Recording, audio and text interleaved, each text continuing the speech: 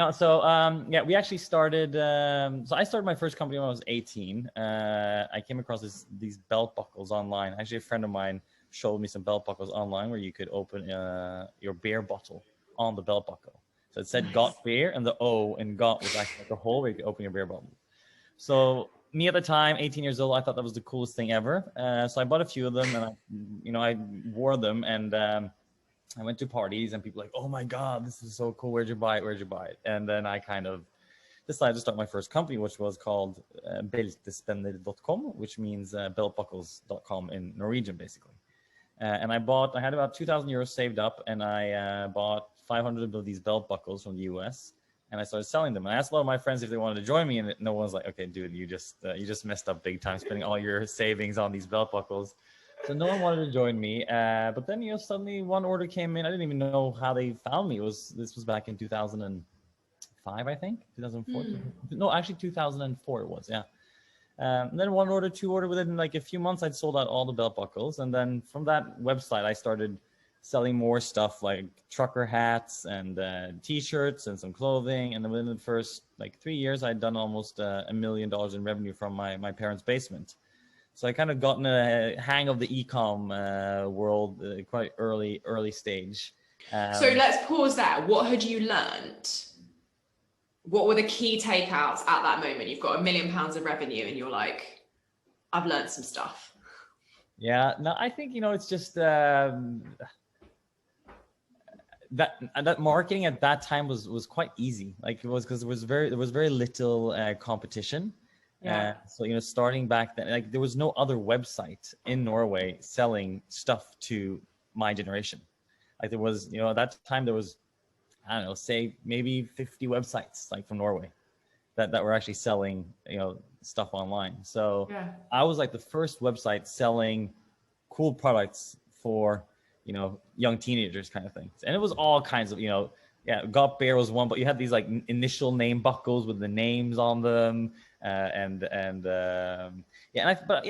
I think maybe what I learned is that it was very smart of me to start very narrow. So instead of like, when I started this belt buckle website, the only thing I sold was this Got Bear buckle. So, and that's kind of one of the things that I've always stuck with is when I start new concepts, I always just like concepts to be super simple and super easy to understand for the consumer and for myself. So I didn't even sell other belt buckles. This company had like a catalog of 1,000 belt buckles, but I only wanted that one belt buckle because that's the one that I believe in. So that's what I sold. But then, of course, I started selling. I bought in some more belt buckles, some different styles. And then I came up with the brilliant idea of also selling belts so they can connect the belt buckles to something. Genius. Yeah. So, but I think that's kind of what I like is very concepts that are very clear and easy to understand. And I don't like, we've had the same in One Piece as well. We started with just a jumpsuit, like in one color, 2-3 colors. And then our next branching out was that we did some prints on the back, and then we started making more styles. And then we started making, hoodies and sweatpants. Then we started making T-shirts and jackets and raincoats. And then the company just kind of lost its identity in a way. And, the people that kind of created the company also lost a little bit of the touch with it. So there we've actually gone back now to only mostly focusing just on jumpsuits again. So having a clear website that just makes it easy for you to understand, easy for you to communicate it, tell people about it, and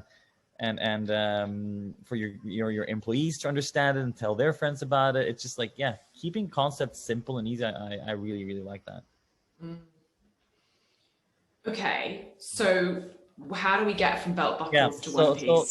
So that's how we got to. Okay, so that's like kind of the first company I started, and then I started selling hoodies and sweatpants and a lot of other kind of clothing, and I actually sold a lot to this like student. We have this like student event every year when the graduation class have like graduation party for 2 weeks, and they go together in groups of like 20, 30 kids, and they buy a bus and they drive around and party on that bus for 2 weeks. And I sold a lot of like sunglasses and a lot of accessories, a lot of my gimmick stuff I sold to these kids through a company that was specialized in that. So that company actually bought half of my company. and they sold a lot of other clothing and stuff like that as well. So I started selling a lot of that clothing that they were selling only to the students with like the Norwegian flag and stuff like that on it. I started selling that to my like regular consumers on my website. And that was a lot of hoodies and sweatpants and like, you know, Converse shoes with like the Norwegian flag on and stuff like that. And yeah, got into clothing. I got more and more into clothing. And then on a hungover Sunday, we were wearing our hoodies and our sweatpants, and it was very cold. You know, Norway gets extremely cold in the winter. And we were just lying in our apartment. It was cold in the apartment. And we was lying on the sofa watching TV, and we were wearing a hoodie and sweatpants, and the hood kept slipping up, right? And to kind of get it to stay warm, not like have that open crack at the line, we tucked the hoodie down into the sweatpants, and that, you know, just looks so stupid. Sweatpants. So to kind of you know, mitigate that problem, we actually sewed it together at the lining instead of tucking it down. We just sewed it together, and then when we had to get out of it, we had to cut open the hoodie, and that was kind of how the jumpsuit was first born. And it was quite cool, and we were just wearing it like at home and stuff like that. And then you know, our friends, of course, they saw it and they wanted to know if they can get one. So I think we made a couple hundred or something like that to start off with, and then we just gave it to friends, and then we started selling it on this belt buckle website.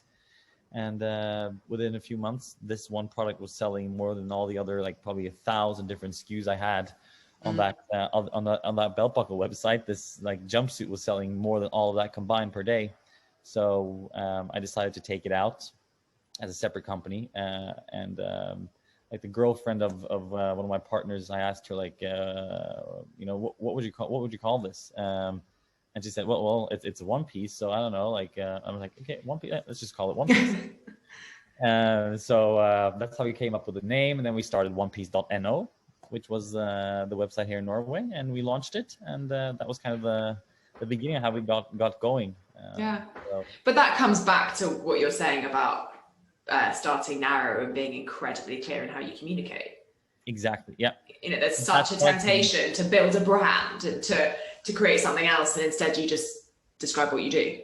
Yeah, exactly. I think, you know, and that's the fun thing about, you know, running a business, is because you come across a lot of things and you know, you have a lot of ideas all the time. And then when you, like with this belt buckle company, I started selling a lot of other stuff. But as soon as I kind of felt that there was something in that company that could be taken out as a separate company, you know, we did that, and we started One Piece. And it was only with, I think we only had 3 colors. It was navy, gray, and purple. Those were the 3 colors we had when we started.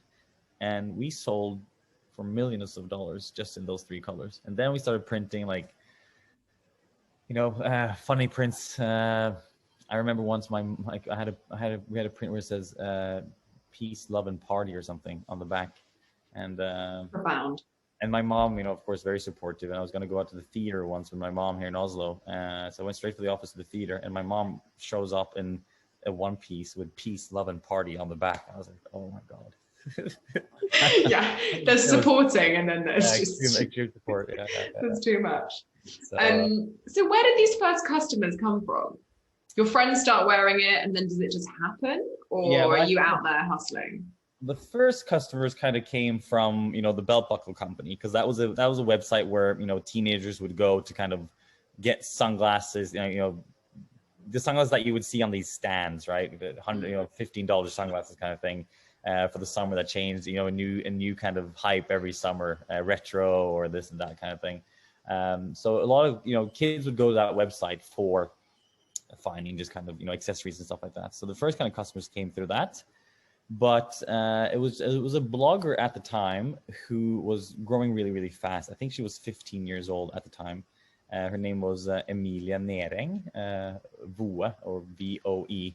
And she was like the biggest blogger in Norway. And this was, you know, before really blogs were properly commercialized. This was 2009, 2008, 2009.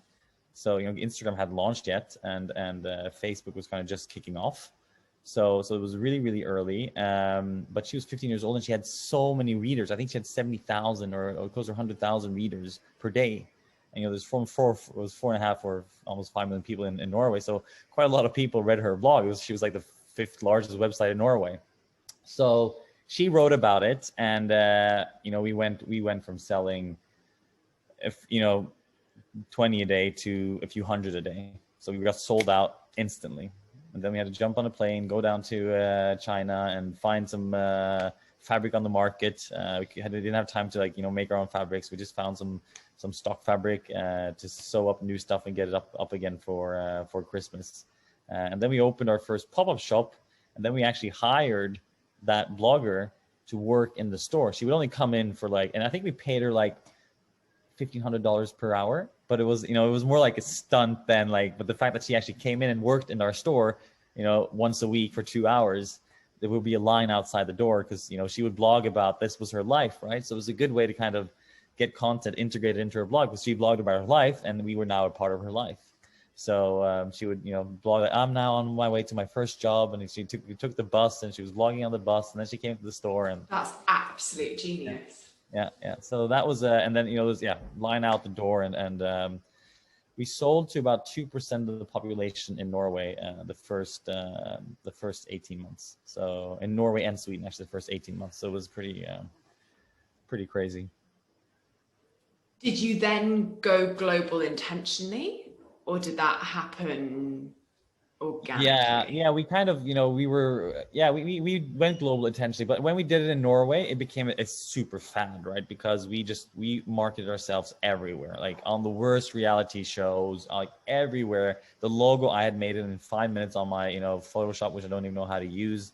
I just use it as standard font and, one piece, and put a tagline "jump in" underneath it that fit into the O kind of in nice way. And I was like, okay, that's our logo. So it wasn't really, wasn't done by professionals in any kind of way, but it was good enough. And for me, it was just I didn't really think long term. I just thought it was awesome to get my product out and sell it to as many as possible. I just wanted to get the product out there.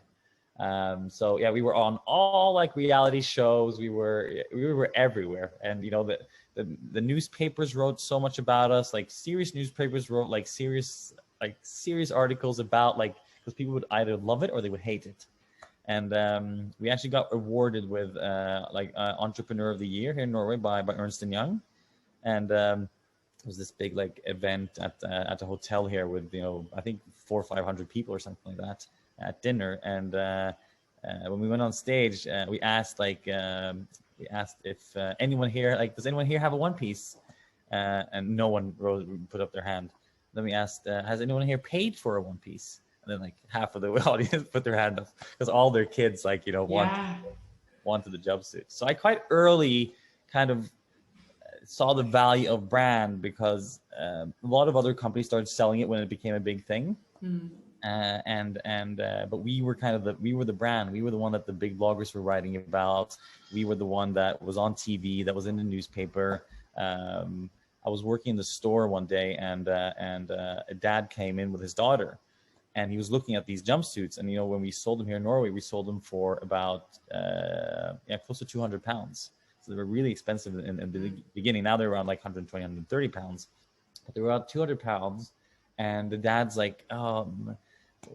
what her name was, Julia, these jumpsuit, or she said I want this pink jumpsuit here, she said. And then dad said but Julia, you have the exact same one at home. This one is 200 pounds. And Julia said to her dad Dad, it's fake and everyone in school knows it. So then daddy had to pay and buy the real One Piece jumpsuit. So I find it's very fascinating, building a brand and brand loyalty and consumer psychology and all that kind of stuff, right? Because it's all in our head in a way. It's fascinating. It's completely in our head. I started my career in fragrance, and I think that was the best place to learn that. It's water in a bottle. Yeah. Full stop. That's it. Let's just go right back to what is that? A bottle of Evian and a bottle of Chanel No. 5. Yeah. It's pretty much the same thing. Yeah. And yet there is a 700% price variance between the two, and that's what you have to negotiate. So I completely agree with you. How did you build a brand that Julia wanted that much? I think we definitely it was celebrity oriented. It was getting it on the right people. And doing things that were fun and cool, and of course making it look making the photo shoots look fun and cool. And I think One Piece was like, was a brand that I, as an entrepreneur, related a lot to. Like I've always wanted to run companies and start companies that I have fun with.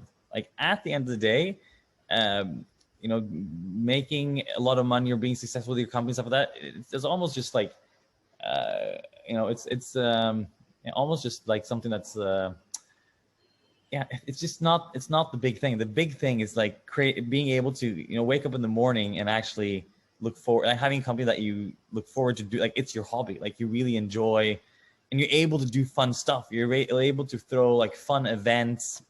You get the opportunity to meet incredible people, and like it opens these doors for you, and just makes your life fun and interesting.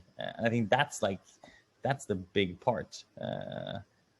That's the fun part. So I've always like, I think I've done things that I think is fun. We've done events like, when we went to the trade shows, like we would always be the stand at the trade show where we, bought some old fire truck from 1960 and built it into like this party fire truck way before Red Bull was doing this kind of stuff, right?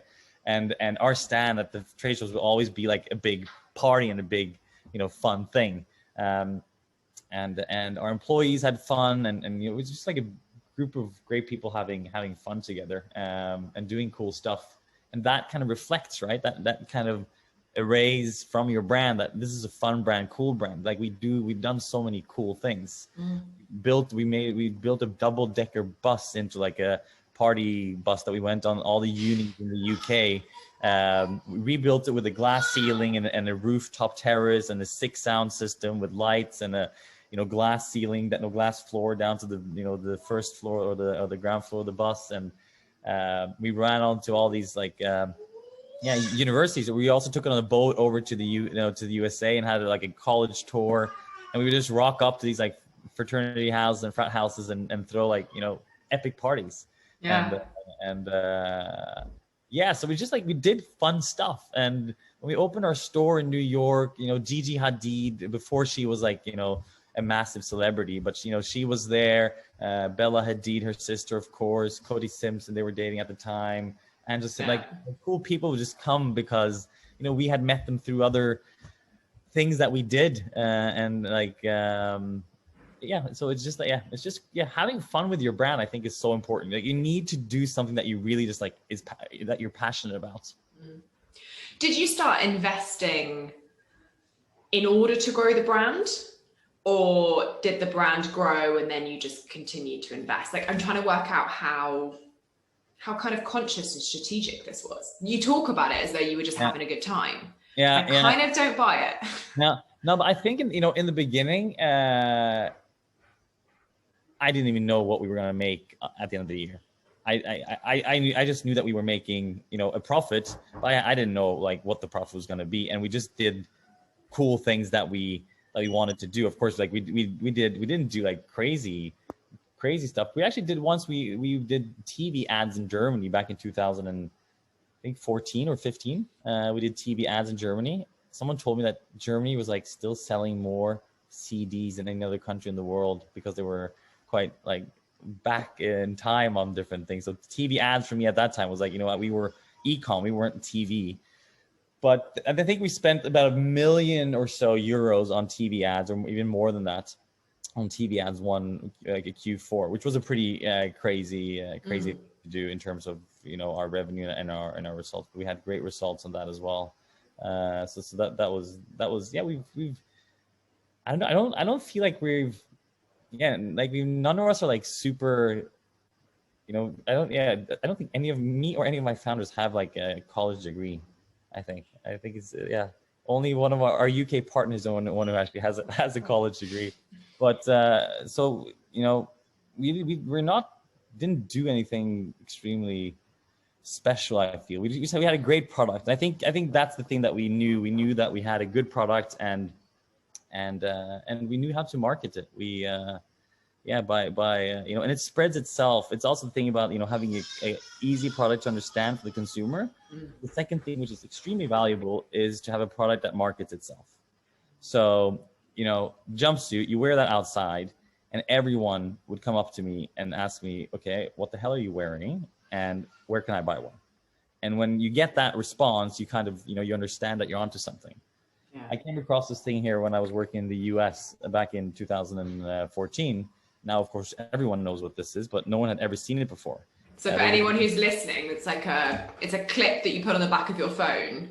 It's a pop socket. Yeah. Yeah, exactly. The thing that you put in the back of your phone to hold your phone.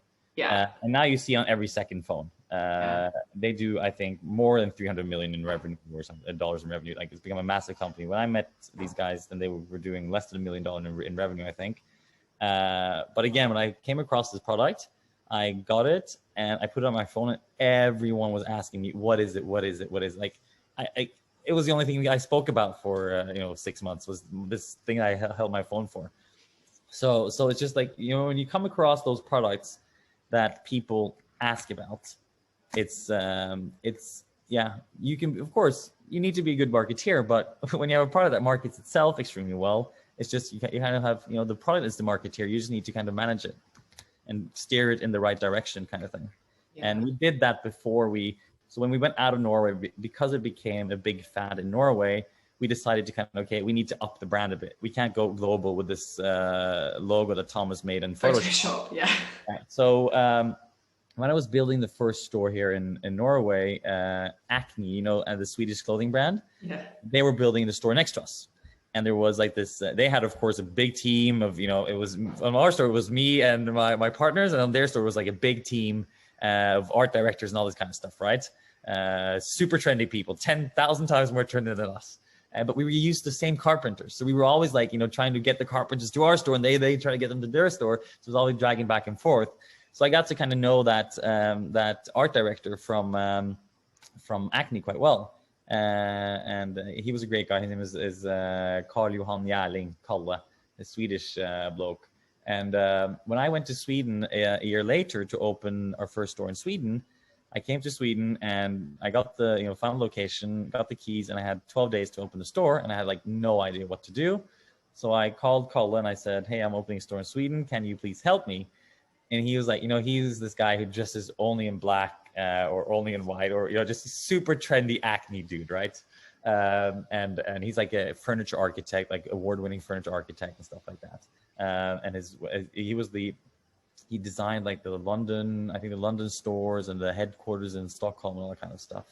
And I asked him, hey, do you want to help me to build a one-piece store? And he's of course seen what we've done, right? He's like, yeah, this brand is a joke, right? But then he said, but we had a good communication, him and me, right? So just, he said, I'm on my way back from New York. When I land, have a 6-pack ready in the store, or a case of beer ready in the store, and we'll have a chat. So he came straight from the airport to the store. We drank way too many beers. At the end of that night, we had kind of decided how to build the store. So I built that store with him, and we became actually really close. And he got really fond and fascinated by the brand because it was so different from what he was used to. But he found it just fascinating how it was, how the marketing was so, how we reached out so broad, right? So he actually came on board and helped us to redesign the whole brand. And he made our logo, which I think is the world's best logo. I think it's so simple and beautiful and easy. And, our name is One Piece, right? So the logo is basically just an X with a line through it. And what it means is, as you would write, like, one piece is like the number 1, and then 1X means like one piece. So an X with a 1 through it. So it's actually an X and a 1, and that means one piece. So, this guy goes deep. Like he's that's so good. He's fantastic. So he really helped us, and then we did a proper photo shoot. From those photo shoots with the pink bloggers here in Norway, and the so fun, just like fun, and we all the props that we could find, sunglasses and palm trees and yada yada yada. From there, we kind of went to like more American Apparel suddenly from one season to the next. We're just kind of, okay, this is actually a jumpsuit that people love to hang out with, how to hang out in. We saw celebrities starting to wear it a little bit out on the streets, on their private jets or tour buses and stuff like that. So the brand, has a lot of cool stuff and a cool vibe to it. But we're kind of a bit of like a rebel in the whole fashion. We were a rebel like in the fashion industry. So he really helped us kind of capitalize that and create kind of the new brand before we went internationally. Okay. And then when we had that, then we went international, and and started selling, you know, globally, and got a warehouse that could ship globally and stuff like that. So yeah. Did you make any mistakes? Oh yeah, tons. I think probably. Well,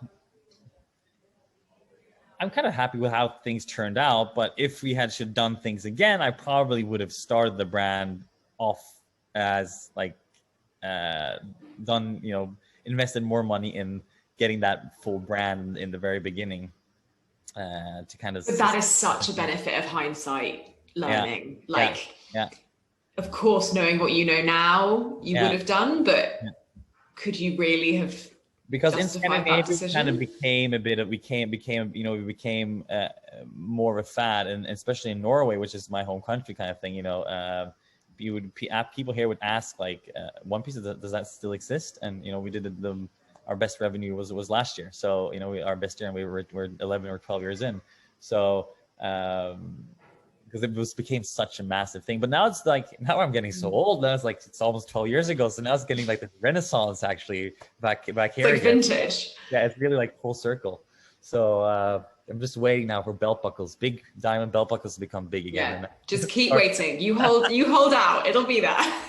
I actually threw away a lot of those belt buckles a few years ago. So it's time to cleanse. Unfortunately, yeah.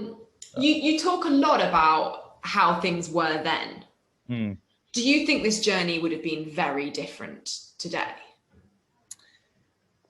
Yes, I think it would have been quite different because I took a lot of inspiration from a brand called, you remember Von Dutch? Yes. The hats that celebrity would wear. Like it became like a super, you would see it on every celebrity. Yeah, they were huge. And then where are they now? Would have a Von Dutch hat. Where are they now exactly? And I have actually a really funny story about this, but so Von Dutch, yes, they were like celebrity focused, right? And they were kind of, and you came across that through just like, you know, websites and blogs and like the internet, right? That's where you came across it, like news outlets and like browsing the internet. And people don't do that anymore. You're on Instagram, or you're on TikTok, or you're on Facebook. Yeah. Back then we actually browsed the internet. I really thought it was cool, the fact to kind of get products on celebrities. Sorry, I even forgot the question. What was the question? We were talking about how different things were. Yeah, exactly. So there was no one doing this kind of stuff, right? Putting products on celebrities. And then we were, of course, at the very beginning of social media. So we could, like, when Facebook started, the first thing we did, we had a Facebook group, because that was the first thing. When groups came, we created a One Piece group. And that actually became the biggest group, I think, in Europe, like the biggest clothing brand in Europe on Facebook in the beginning. We had 120,000 fans or something then, or followers in that group, which was one, like, you know, H&M and all these, like, they didn't even have it, right? So, and it was people like thinking then, like, why would a brand have a group on Facebook? Like, that was the mentality that people had.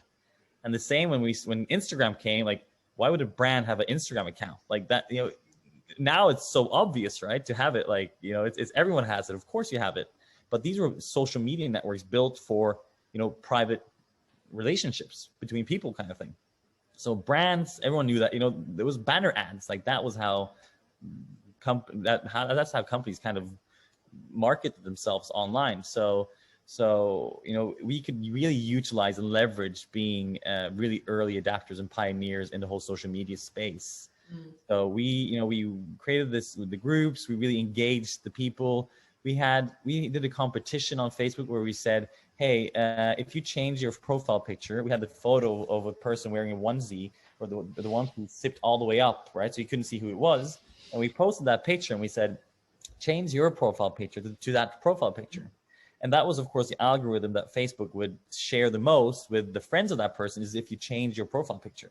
So, like, I don't know, 40% of 50% of your friends would get the notification or get in their feed that, Thomas has changed his profile picture, and it would be this One Piece that, you know, people hadn't seen. And we had, like, I think, like, half of the group, like 60,000 people or something, changed their profile picture to this, and it just, like, it exploded, right?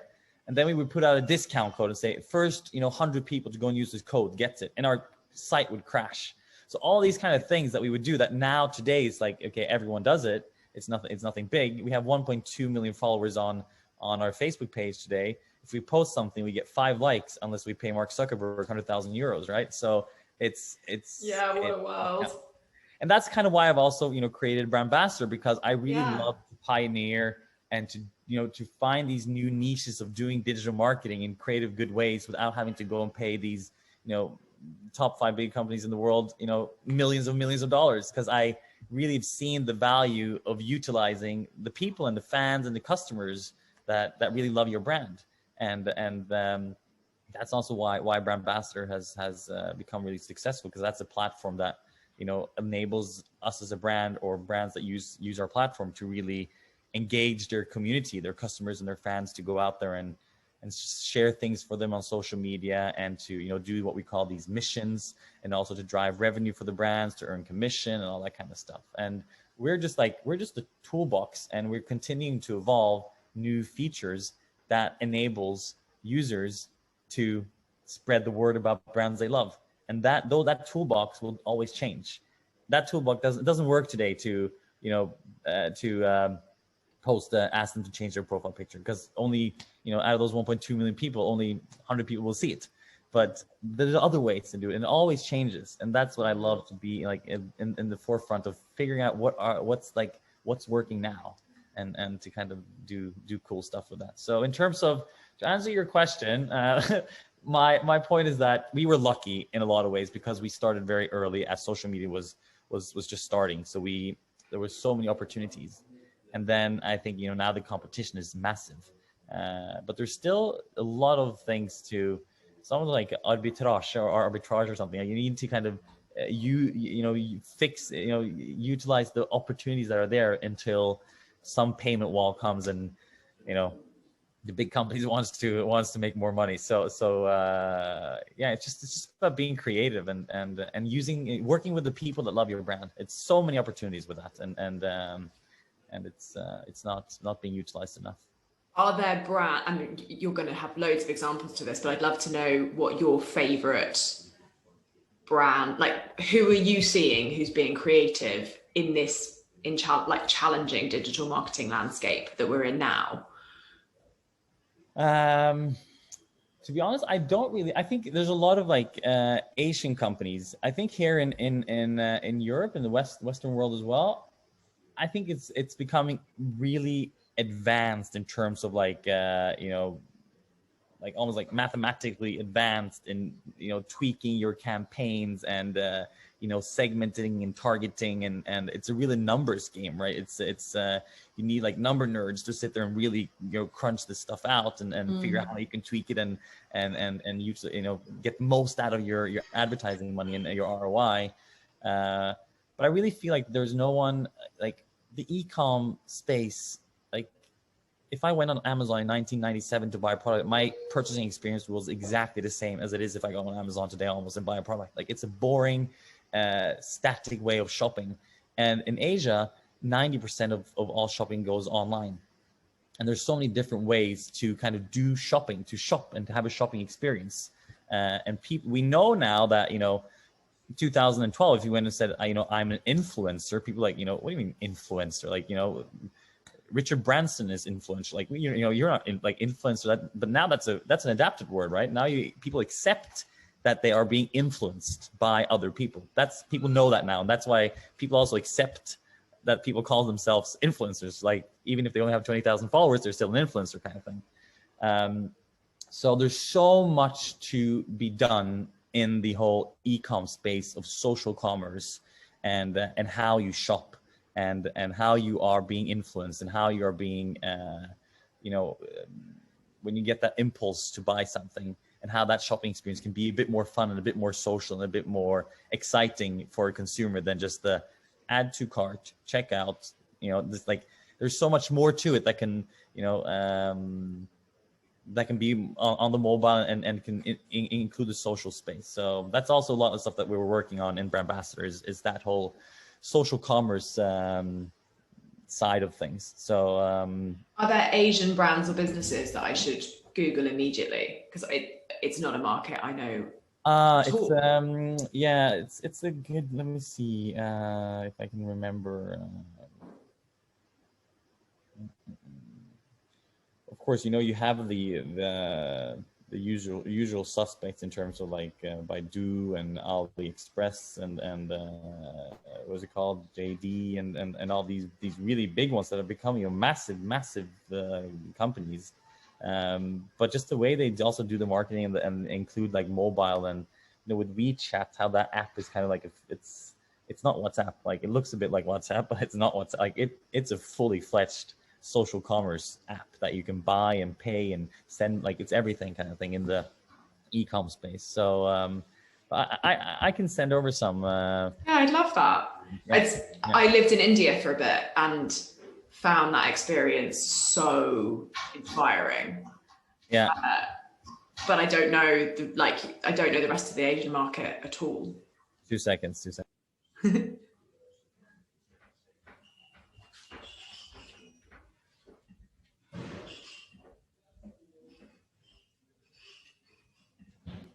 Sorry, just the baby is hammering on the toilet seat. So if you hear some Freya, stop it. That's right. drums in the background. That's okay. Sorry, you said that you used to live in India? Yeah, I used to live in India, and I think it's hearing you talk, it's a good reminder of how much I took away, how much professionally I took away from that experience, and how much of the way I now work is actually directly inspired by things I saw there. Yeah. And I'm not doing it. I'm not sitting in London making sure that I'm on top of Chinese e-com, and I really need to be, because as you say, like the stuff in Europe is just so samey, and I find that, you know, you're right. It's a performance game, and it's kind of analysts tweaking numbers and then creators making prettier pictures. And on a bad day, I think that whole industry has just been reduced to like those two skills. Yeah. And then kind of marketing managers who are like politicians in between, who like attempt to pull commercials out of it. But we've lost the ability to be creative, because it feels like the digital marketing landscape's just been like tied up, or like the realms of our creativity are so narrow. We can't truly innovate. But I think we just need to look further afield for our references. Yeah, it's very seldom I come across like innovative things on websites. Like, you know, that's just and it's sad, like, because that's how we really blew up as a company. Was, you know, we had a campaign we called Hack the Price, where we set up a website called it's actually still open. I think it's called hacktheprice.com. And what we did was we said we have a jumpsuit, our popular jumpsuit was $179 or something. And we said that per share that we got, so you went into this website, and per person who shared it on Facebook, we would reduce the price with 1 cent. Or if it was like per 10 people, it reduced. I can't remember what the numbers were. We did it many years. But the first year we did it, it absolutely exploded. And so people would come in and they had like 24 hours to share it. And then per time when someone would share it, the price would go down. And the price they would get down to at the end, they would put in their email, right? So they would put in the email, they would share it. And then we said that whatever price we reached within 24 hours, you will get a discount code to buy it for that price. So we got their email, and we could put it in their email lists, and we got them to share it on Facebook, and they got reduced and they got a good deal. So I think we had like tens of thousands of shares, like maybe even 100,000 shares on that when we did it the first time. And then we emailed out, you know, to these people the code, and they got the price for it. And again, it went down to like minimum was like $69 or something. So a lot of people got a cheap product, but a lot of people didn't buy it either. It was just like they just thought it was fun to, you know, work collectively as a team to bring this to hack this price, right? And I very rarely see brands like doing these kind of campaigns. There's a company called Douchebags here in Norway. They sell backpacks. I think they're really, really good at marketing. They do really cool, really good stuff. I think they're really, you know, you feel there's people behind the brand, and I think they're extremely talented. So that's a brand I really feel do well in that space. But we did a lot of that kind of things. Like also on our website, like 8 years ago, we introduced this like spinner. You could like, you know, as in like a slot machine, so you could spin and you put in your email. That was like your token to spin the wheel. And now you see these things are like standard Shopify plugins, right? Yeah, I was gonna say, and now every third beauty brand has the awkward Shopify plugin, badly coded. Yeah. But I very rarely see like people doing these kind of things themselves. It's as you say, it's like come down to like a lot of performance marketing, creating content that looks good, and the tweaking kind of thing. Yeah, I think it's sad, but I think it's because we've lowered our expectations. We're surrounded by work that challenges us to think outside the box, then maybe we'd do more of it, but there's not enough. Tell me about the transition from One Piece to what you're doing now. Yeah, so actually the same thing as kind of the transition from the belt buckle into One Piece. So we actually started a new brand as well, because the same thing happened again. It's called Towel Club. Okay. So we had a jumpsuit. I'm getting the theme here. Yeah. We had a jumpsuit that we decided to make a jumpsuit in towel material, and it became really, really popular. And the onesie is kind of like a winter thing, right? It's sells a lot during Q4 and Q1, and less during summer. And I really love the summer. I love the beach. I love the warm weather. I love the sun. I still live in Norway, and I struggle through winter. But I always wanted to kind of have a summer brand, right? Because you don't really throw cool events in the summer with the onesie on, because you sweat to death. It's miserable. I've always wanted to create a summer brand, and this was kind of my opportunity to do that. Kind of saw, I said, okay, finally, there's actually a piece that we have that actually relates to summer. And this jumpsuit sold quite well, so I decided to make a separate brand out of it called Towel Club. And it's kind of, the concept of it is merch from an imaginary beach club. Because I've always also wanted to create a beach club. That's everyone's dream, but no one ever wants to. No one ever gets there, and at the end of the day, it's probably a lot of work as well. So you never get there. So at least, but the step one to getting to that point in life where you're actually able to run a beach club somewhere and just like live life was to create the merchandise from an imaginary beach club. So Towel Club is a company that now sells, it's a brand that we just launched. So it sells these jumpsuits, which are fantastic. We call it like the bathrobe killer. So it's fantastic for post surfing, kiting on the beach, late nights on the boat, after the shower, just lounging around in the house, and so on. But we also make hoodies in towel material, crew necks, shorts, and piqué shirts, and a really cool cap. But it's all terry cloth fabric.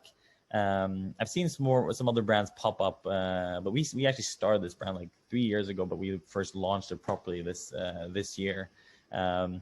But it's another example of kind of like, just a concept that's simple. Like, okay, this brand only makes clothing from terry cloth fabric. That's the only thing we do. And if you go to towelclub.com, you'll see it's very simple, easy to understand brand. It's not like it doesn't have thousands of products. It's just a simple concept, but it's really blowing up, and we're getting a lot of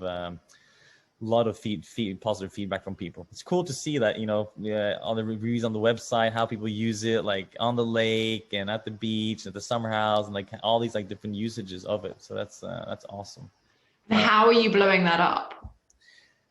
Well, we're selling it through, we start selling it through One Piece, but again, it's a product that markets itself so well, because you wear it and people have seen the ponchos, right? The ponchos that all the surfers wear. Yeah. There's like a jumpsuit that has short legs, and you can also, so it stops above your knees, and there's a zipper in the crotch, so you can also take it on as a jumpsuit. And it has the hood and the long arms, and the zipper in the front with the zipper that you can zip all the way up. So it's like a hybrid between the poncho, the onesie jumpsuit, and a bathrobe kind of thing. So it's a new product. No one has ever seen this kind of product before. So it markets itself really well. We just did a collab with the influencer called Jon Olsson, down in Marbella, and he does a lot of like boating and water sports, and travels the world, and when that's possible, and it's like a perfect fit for his lifestyle. Has a pool, of course, and so we did a really successful launch. He has a brand called C'est Normal, so we did a fantastic launch with them now last week, and now we're just kind of rolling it out. But we've sold a lot of pieces, and then I think that's the best marketing we do. And again, we send it out to our community. We use our ambassadors, our peacekeepers, our ambassador, to spread the word. They get an incentive for spreading the word as well if they do drive any sales for us. Send it to our network of people that we've met through the years, right? So all these like celebrities and Instagram followers that we've met through this. You know, we opened a store in LA and in New York, and we've met so many fascinating, interesting people that we kind of just, you know, stayed in contact with. So when we do new releases, we always ship out like a couple of hundred boxes to people who are all around the world. And then, you know, no like commitment to post or anything like that, but it's a product that you want to show off. Like these people, that's what they do. They have an Instagram account and they show off their great life. And if they have something cool to show their community or their followers that actually brings value to their followers, you know, they like that. So, so the world's changed a lot. Yeah. But actually, your tactics haven't. Yeah. No, we're probably a lot better now on the performance marketing. Yeah, well, there's a whole load of other stuff, right? Yeah. So, but we still do a lot of that. Yes, giving out products, seeding product is a big part of our marketing. Yeah. There's nothing better than getting the product out there. Like every sale is a fantastic marketing initiative. So when you have a product that people see, so when you have a product like a pop socket that sits on your phone that everyone sees, or a onesie that when you wear it outside, it gets so much attention, or a towel club piece that's like, wait, is that hoodie made of towel material? Like, you know, or is that cap like terry cloth? That's cool. Like, where'd you get that? Towel club. What is that towel club? Like, you know, one of our partners, Rob, he was wearing his towel club cap in Mykonos last year, the year before, or I beat him, but and it said towel club on it. And he said, like, oh my God, like so many people came up to me and asked me, what's Towel Club? Where'd you get that hat? What is that? And that's exactly the same thing I had when I wore that purple jumpsuit to town in Norway before we started selling. And everyone came up to me and said, what the hell are you wearing? But where can I buy one? Like when you get that feedback from strangers, and in Norway's not a country people walk up and say, hey, what's up? Like most people in Norway look at their feet, and, you know, we're not like, we're not super social like that. But so when you get that feedback from just like strangers on the street coming up to you and asking, where can I get this? Then you know that you're onto something. So, so that's a good, important thing with the brand name, and, you know, to kind of make people curious. I think that's the best marketing that you can possibly do. And then of course Brandbassador. So Brandbassador, exactly. Tell me. Yeah. So Brandbassador, we started an ambassador program in Onepiece in 2011 called the Peacekeepers, and first we were just on Excel sheets, you know, communicating with these people, and the only thing they could do was like share their link or their discount code and get a commission. And then we suddenly were 1,000 of these people all around the world, a lot in the UK actually, on unis in the UK. And, you know, we thought it'd be cool for them to help us. Like when we did a post on Facebook, why couldn't they share it for us as well? Or why couldn't we get them to help us comment on it or get some more, you know, organic reach for it? So we enabled them to we created this platform where they could log in and they could create their discount code, and they could do these marketing initiatives, these tasks that we call missions. And it was everything from it could be anything from sharing things on social media to, you know, go skydiving in One Piece and put it on YouTube kind of thing. We wanted to stock One Piece in Selfridges, you know, this really nice department store in London. And, you know, they wanted nothing of us. They were like, no, sorry, not happening. And we created a task on our Peacekeeper platform, our system. This was something we built ourselves. And we said, go into Selfridges, take a picture of yourself when you're there, so we know you're there, and upload it to the app. But when you're there, also ask if they stock One Piece. And 3 weeks later, Selfridges called us and said, hey, people are running down the door now for these jumpsuits. We want to stock them. So, you know, just another way of using a community, not only for social media, right? But you can use your community in so many different ways. It can be offline and online, and, you know, guerrilla marketing kind of stunts, right? So that's kind of how the ambassador program, we saw the really value of that. And then when we opened our store, and we had Peacekeepers, like Gigi Hadid was one of our initial Peacekeepers. She joined the platform and linked her Instagram, which had a couple of 100,000 followers. So that's also kind of how we, you know, maintained that relationship with her and that contact with her, is that, you know, she was a part of our brand from the very beginning. You know, she was early with One Piece. And then when we opened our store so you could link your social accounts, right, when you logged in, so we could see how many followers you had, and we could, you know, reward you based on how many followers you had and stuff like that. And then when we opened our pop-up shop in New York, the rent for that location was like absolutely ridiculous. Like it was on Broadway, between like Armani and another like ridiculous expensive store. And we would never afford to rent it on a long-term lease, right? So they were looking for like a 20-year lease that they get, you know, because that makes the property worth a gazillion dollars more. But while they were looking for this, you know, while they were looking for this long-term lease, I asked if we could just have a pop-up shop there for a few months. And they said yes. I think we paid like $100,000 a month or something, which was also like a ridiculous amount of money for us at that time. And we wouldn't be able to sell enough jumpsuits to even make the rent, we felt. So we felt that we had to do something more with it than just, we had to do a marketing stunt around the store opening. So we went out with our PR company that we were using, called Azioni PR, Leland Drummond, fantastic PR woman that we worked with in New York. And we said that we had this idea about, okay, people can come into the store and they can link their social media accounts and sign up to the Peacekeeper platform, and we'll give them $1 in discount in store credit per 1,000 follower they link to our ambassador program. On the day of the opening, there was a line around the block of like, you know, people with tons of following. And we capped it. We said you can maximum get $500. So people could walk in with 500,000 followers. This was 2014, Q3 of 2014. So it's, again, early time of like influencer marketing. I'm not really sure if people were still using the word influencer in 2014 either. So it was still early stage. But it was a line around the block, and we capped it at 500. So they could walk into the store with 500,000 followers and, you know, walk out with 2 free jumpsuits. But we would have then this person having linked their social media account with their email, their address, their phone number, all their details, and you know, also having this personal contact with them. Like, we knew them now. They were in our store. We had a personal relationship with them, and they were one of our ambassadors.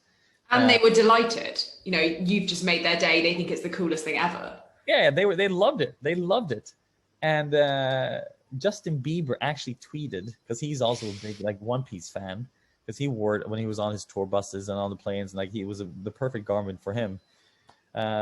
He actually called me once on my phone, and I was like, out of the blue, I was sitting watching a movie with my girlfriend, and suddenly Justin Bieber called me, and he said, can I get a jump? I want a jumpsuit with a drop crotch. And I was like, well, the jumpsuit already have a drop crotch, but he wanted like an even more drop crotch. So if you Google like Justin Bieber red jumpsuit, you'll see this jumpsuit. He's on the beach in Hawaii, I think, and he's wearing this like jumpsuit with a drop crotch. I swear to God, it goes down to like below his knees. Like, it's the biggest drop crotch in the world. So that was really, really funny. But he tweeted that it was smart of One Piece to cap their social currency at 500,000 or at $500. If not, I would have gotten like 450 side at $7,000 in free jumpsuit or something. And it just exploded. So I think we reached more than 1 billion people with the press that we got from this store opening. And then, you know, it was all about the social currency thing. Like, do you think this is the future, that people are going to leverage their social media following and so on? And a lot of brands started contacting us, calling us, saying, hey, what's this platform that you guys have? Can we license it and can we buy it? But you know, this was built into the One Piece platform, so there wasn't really a way to do that. So that's when I decided to kind of start something new and start Brandbassador. So I left my role as CEO in One Piece, and I think it was 2015 or 2016, and started Brandbassador, and then building a platform that would basically enable all brands to build their own community and to incentivize and engage and you know, build a brand community that more than just like you know, an Instagram profile or a Facebook page, because these are social media platforms that were built for private and personal social interactions, and the brands just kind of come in there, and they are a lot more noise than anything else. But of course they come in because these companies need to make money, right? Everyone understood in the beginning when everything was free, the brands needed to come in at some point, but the ecosystem was never built for that in a way. And that's what I wanted to create. I wanted to create a ecosystem. That's what we're building in Brandbassador, is a ecosystem where kind of it's people can go there because they want to connect with brands, and they want to work with brands, and they want to be part of a brand community. So it's more of a pull than a push it's kind of like, I kind of call it the world's first social media platform for brands in a way, because it's actually for brands, and then the users can come in and join it if they want to, kind of thing. And for anyone listening who doesn't know about Brandbassador, is any business too small? Who are you perfect for? Yeah, it takes time to manage the community, and even though we help you in managing it, you need to have a dedicated person that works only with this, because you can't keep your community hanging. Like, you can't ask someone to do something for you and then don't get back to them in a week, because they're expecting you to get back to them instantly. And a lot of it is automated. We automate a lot of processes. So we have a brand working with 70,000 ambassadors. We have a brand who's done 60,000 social media posts. So that's, when I say post, it's either Instagram post, Instagram story, or a TikTok. Basically, that's the main through this platform. So you can imagine the amount of time would be to do that manually, following up all that kind of stuff. So there's a lot of automation that enables you to work with a lot of people. But even how small you are, if it's only one person, that person needs to get a reply when they have a question and when they want to communicate with you. So you need to have a dedicated person. And I would say that you need to kind of have a social media strategy. Like, you need to be, I'm not going to say that you have to have a certain number of followers, because there's a lot of really good, successful brands that haven't really gotten to build their socials space out yet, that are a bit of the old school kind of thing that needs, and for them it might be perfect as long as you have the resource to have someone run the community for you. That can still work. But of course, if you're really good on social media marketing, you have a really big following on social media, it would be easy for you to create a community. So how it works is that you would invite them to sign up to your community through like a link that you have, and they would download the app and then apply to become your ambassador. And then you as a brand would see, okay, Thomas from Norway, who is 36 years old, has this many followers on social media accounts with this engagement rate. He wants to be your follower. And you can also have like different like applications with text and stuff like that if you want to. And then if you click approve, then I will become your ambassador. And now I can start doing these different marketing tasks that you might have put out to me. And you might segment these tasks for different people, different segments of users and stuff like that. So say that you're opening a store in Stockholm and you want to do a push there, you can segment a mission only for all your users in Stockholm, for example. And then I can do that, and I can get rewarded either in cash, which I can just take straight out to my bank account. So we as a company, Brandbassador, handles all those payments, the micro payments out to the user. Or you can get rewarded as an ambassador. You can get rewarded with store credit, so gift card, and you have your own gift card account with the brand. So when you earn enough, so you can do like some small tasks and earn 50 cents there and 20 cents there, and then you have enough to get that cap for 19 bucks for free, for example. And then you can just withdraw that gift card straight from our app, and we communicate straight with your e-com platform, and you can get free products or discounts by doing these missions. And finally, you can also get free products. So you can say, hey, we'll send you a free Towel Club cap if you post it on Instagram. And then we also automate that whole process in a fantastic way. So it's also really, really easy for the brands to work, to basically seed out thousands of products if they want to, and not having to do that manually, to make sure that they post correctly, make sure they use the right keywords, make sure that they, the content looks the way they want. All that kind of stuff is to a big degree automated. So I would say, if you're starting off, I would say the most important thing is the user, actually, that you have a dedicated user that really wants to do it, and that you have some size, you have some customers to invite, or that you have some social media following to invite, that you feel like you can build at least a community of within the first 6 months. I think you should at least get to like 1,000 ambassadors kind of thing, or say 500 to 1,000 ambassadors kind of thing. Okay. So, So it's not for everyone, but it's for quite a lot of people. Like those are not huge barriers to entry. Like, you've got to commit to the platform, you've got to commit to the staffing. But I think 500 to 1,000 customers is possible for loads of people who will be listening to this, which is exciting to hear, because to the point the conversation we were having earlier, in this community who will listen to this recording, I don't think there is many people using your service, and so finally there's something you can do that's different. And I think that the cool thing about Brandbassador is that we're launching a lot of we always launch new tools and new features too. So one thing that we have now which we're just rolling out, which I'm extremely excited about, is something that we call My Shop, which is enabling the ambassadors not to only share like a boring static affiliate link, but it's actually a link that they can build their own little small web shop. So from all the brands on the platform, they can add products. So I can go into so I log into my app as an ambassador. I go to my Shop. I add a pop socket. Then I add a Towel Club jumpsuit. Then I add a Onepiece jumpsuit. And I curate my own little shop. And when I then click my link, I'll see that all those products are there. And I can then share that link in my swipe up on Instagram or in my link in bio. Anyone who clicks it will see my web shop. Your favorite things. You actually have your own URL on the web, like your own web shop. And you can click buy, and it's a one-click purchase. What happens when you click buy is that we actually place the order directly in the brand's web shop. So the customer who now buys it gets an email from Onepiece saying, hey, thank you for buying. And Onepiece now has a customer relationship with this customer, and the ambassador gets their commission for driving that sale. So it's a more fair ecosystem for me as well, in terms of like, the ambassador, the marketeer who drives the sale gets a little bit of a commission. The customer who buys, so the brand can also say that every My Shop gets to offer our products at 5% discount, for example. So the customer gets a little bit of a discount through buying it through their friend or their, the person that they're visiting the My Shop from, and the brand gets a sale. And My Shop takes so we as a platform take a commission. So it's a fair 360 ecosystem where everyone gets a piece of the pie kind of thing, rather than like the big Amazons where they're trying to take over the entire space of like they're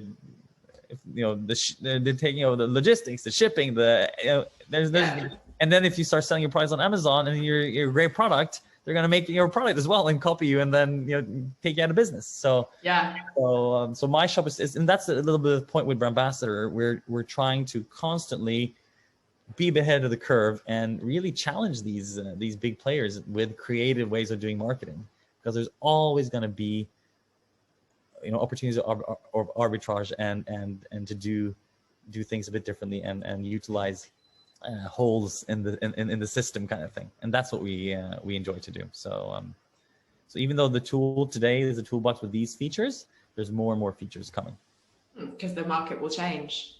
Exactly. Yeah. We should leave it there. Tom, that's been such a joy. I've genuinely learned so much, and also just feel so much better. I think I didn't realize how depressed and stale I'd felt that so much had become. So it's been a bit of therapy. I just really, really appreciate it, and what a journey. It was really nice talking to you. Yeah, I haven't done a lot of these podcasts, so when I first talking, I really talk a lot, but it was fun to also reminisce and look back at what we've done through the years. Yeah, it's nice to reflect and to see the themes and to it's like a very obviously you didn't plan the story like this, but it's a very nice narrative. It like runs together, and now what you're doing brings it all into one place. And there's a few brands I work on that should be using the platform, so I'm gonna anyone listening that wants just get in contact me directly. I'm a marketeer at heart. This